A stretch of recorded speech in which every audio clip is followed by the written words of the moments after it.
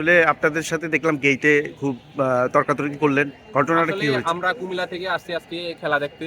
তো আমরা কুমিল্লা ভিক্টোরিয়ান্সের একটা প্লে কার্ড বানাইছিলাম যে কুমিল্লা ভিক্টোরিয়ান্স মিস ইউ। তো ওনারা ওইটা রেখে দিছে, বুঝছেন। ওনারা তো সব দালালদের ক্রিকেট বোর্ডটা বইরা গেছে। তো আমরা এটার সুষ্ঠু সমাধান চাই। নর্মালি তো কুমিল্লা নাই আসলে, মানে আসলে কুমিল্লা নাই ঠিক আছে, কিন্তু কুমিল্লা ছাড়া আমরা কোনো দলকে সাপোর্ট করি না। আমরা কুমিল্লা ভিক্টোরিয়ান্সকে ভালোবাসি, কুমিল্লা ভিক্টোরিয়ান্স আমাদের মনের মধ্যে আছে। আমরা সবসময় কুমিল্লা ভিক্টোরিয়ান্সকে ভালোবেসে যাব।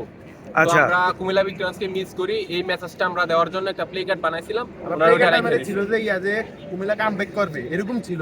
আচ্ছা, এইটা রেখে দিয়েছে। তাদের অধিকার নাই, তাদের অধিকার নাই এটা রাখার জন্য। এটা তো আমরা টাকাতে নিজে টাকাতে কিনছি না, কিনছি আমরা অনেক কষ্ট করছি এটার জন্য। তো আমরা যেহেতু 7বার খেলা হয়েছে, আমরা 3-4 বার কাপ নিচ্ছি না, তো আমরা এটা পাবো। কুমিল্লা বিপিএল এর মধ্যে সবচেয়ে সফল দল হচ্ছে কুমিল্লা। আমরা মনে করি কুমিল্লা আবারও ফিরবে, কুমিল্লা খুব ভয়ঙ্কর রূপে ফিরবে। এটা শুধু নোয়াখালী না, নোয়াখালী তো একটা ছাপরি দল। আমরা তো নোয়াখালীকে সাপোর্ট করি না, আমরা কুমিল্লাকে সাপোর্ট করি। কুমিল্লা অবশ্যই ফিরবে, খুব ভয়ঙ্কর রূপে ফিরবে। খেলার মধ্যে আমার কথা হচ্ছে যে খেলার মধ্যে ভাই রাজনীতিটা আসা ঠিক না। কারণ আমরা সাকিব তো শুধু আমুলিক করে বিদায় যে খেলার দিকে মানে অন্তর্ভুক্ত হইব না, এটা কোনো রিজন নাই। সাকিব ভাই খেলা, সাকিব ফ্রিতে নেয় বাংলাদেশে। হ্যাঁ, তামিম দিছে, মাশরাফি সবাই দিছে, সাকিব তাও দিছে, সাকিব তার চাইতে বেশি দিছে। একটা প্লেয়ার যে 12 বছর একটা না ছিল অলরাউন্ডার 3 ফরম্যাটে, আছে কোনো প্লেয়ার কোনো দেশের। আমরা দেশবাসীকে আরেকটা মেসেজ দিতে চাই, আমরা ক্রিকেটের মধ্যে কোনো দালাল রাখবো না। দালাল মিরাজ রাখবো না, দালাল মিথুন রাখবো না। আমরা তারা এক একটা দালাল, আমরা একটা দালাল। ওরা দালাল, তামিম 1 নাম্বার দালাল। তামিম ও সবচেয়ে বড় দালাল, মিথুন দালাল। আচ্ছা, আপনাদের আরেকটা প্রশ্ন, সবাই উত্তর দিবেন। বলেন। মানে ক্রিকেটারদের উপর আপনাদের এত ক্ষোভ কেন আসলে? কেন? অবশ্যই ওরা মিরাজ কি অর্জন করছে? দাঁড়া, ওরা যে ক্রিকেট খেলে ওরা কি অর্জন করছে আমাকে দেখান। আমার টাকা দিয়ে আমার দেশ চলে, আমার ক্রিকেট চলে, ওরা কি অর্জন করছে আমাকে দেখান। এখন ধরেন হচ্ছে আমরা 84-এ ওয়ানডে খেলা শুরু করি, এরপর থেকে তো আসলে আমরা কিছুই ছিলাম না।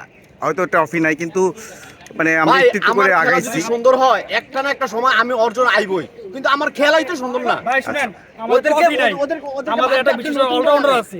হ্যাঁ, এই অলরাউন্ডার সব দেশে নাই, শুধু একটা বাংলাদেশে আছে। তো আছে কি কারণে সাকিব মানে দলের বাইরে? এটা যদি একটু বিসিবি বলতো বা বলতে পারতো যে শুধু কি লিগ করার কারণে কি উনি কি দলের বাইরে? আপনি শুধু একটা পয়েন্ট দেখেন, নিউজিল্যান্ডের মানুষ হচ্ছে 3 কোটি, বাংলাদেশের মানুষ হচ্ছে 18 কোটি। প্রায় 18 কোটি থেকে যদি আপনি তৃণমূল পর্যায় থেকে যদি উচ্চ পর্যায়ে যদি ক্রিকেটার বাঁচেন, বাংলাদেশ নিউজিল্যান্ডের মতো দলের লগে সুনিয়ত টক্কর নিতে পারবো। কিন্তু অথচ কি আপনি তৃণমূল পর্যায়ের এমন একটা প্লেয়ার দেখান যেখান থেকে সে উঠেছে, সে ভালো কিছু করছে, একমাত্র মোস্তাফিজ সেটার উদাহরণ, আর নাহলে কেউই না। আচ্ছা, ঠিক আছে, 18 কোটি মানুষের টাকা দিয়ে এই সবকিছু চলতেছে। বাংলাদেশ কি অর্জন করছে আমাকে দেখান। ওনার সাথে এরকম প্রতারণা নেই, কিন্তু ও নাই, কিন্তু ওই কথাটা বলতাছে। এই যে আমি কিন্তু ক্রিকেটার, আমার কার্ডটা আমি এই দাঁড়া তো, কোথায় খেলছেন? আমি ইয়াতে খেলছি, এই যে আবহাওয়ার মাঠে খেলছি। মানে কোন মানে ফার্স্ট ডিভিশন? হ্যাঁ হ্যাঁ, ফার্স্ট ডিভিশনে আমি খেলছি। তো কি রইল প্রতিবার এত কষ্ট করে এত মানে খেলাধুলা করা যদি টাকার জন্য না হয়, এটা কিভাবে হবে? ওই জায়গাটা তার মামু আমাদের পেজ জার্সি যদি এখনো পরে দেয় না, আমি ওদের সাথে এখনো খেলতে পারবো। বুঝছেন, বড় কথা বলি না, আমার ইয়া আছে, সবগুলা ইনফরমেশন আছে। আমরা দালাল মিরাজকে হুঁশিয়ার করে দিতে চাই, বাংলাদেশ ক্রিকেটে কোনো দালালি চলবে না। মিথুনকে বলে দিতে চাই, বাংলাদেশ ক্রিকেটে কোনো দালালি চলবে না। কার দালালি করতেছে আমরা সব বুঝতে পারছি।